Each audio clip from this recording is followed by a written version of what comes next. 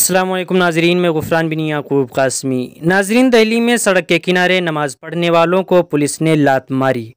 Delhi police के एक जवान की नमाज पढ़ने वाले शख्स को लात मारने का वीडियो तेज़ी से वायरल हो रहा है।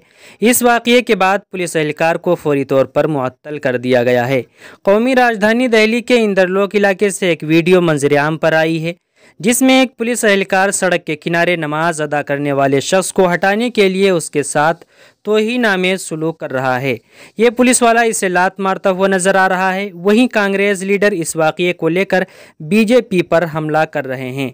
कांग्रेस के एमपी इमरान प्रतापगढ़ी ने एक्स पर इस वीडियो को शेयर करके दिल्ली पुलिस के कामकाज पर सवालात उठाए हैं। प्रतापगढ़ी ने लिखा है कि नमाज पढ़ते हुए एक शख्स को लात मारने वाला दिल्ली पुलिस का सिपाही शायद इंसानियत के बुनियादी उसूलों को नहीं समझता। ये क्या नफरत है जो इस सिपाही के दिल में भरी हुई है।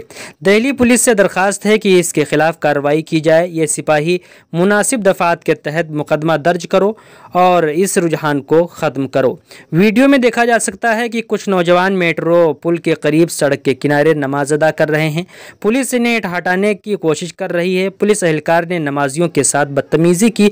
पुलिस एहलकार की कार्रवाई के बाद वहां भीड़ जमा हो गई और सब पुलिस वाले के पीछे खड़े हो गए और हंगामा आराई शुरू कर दी।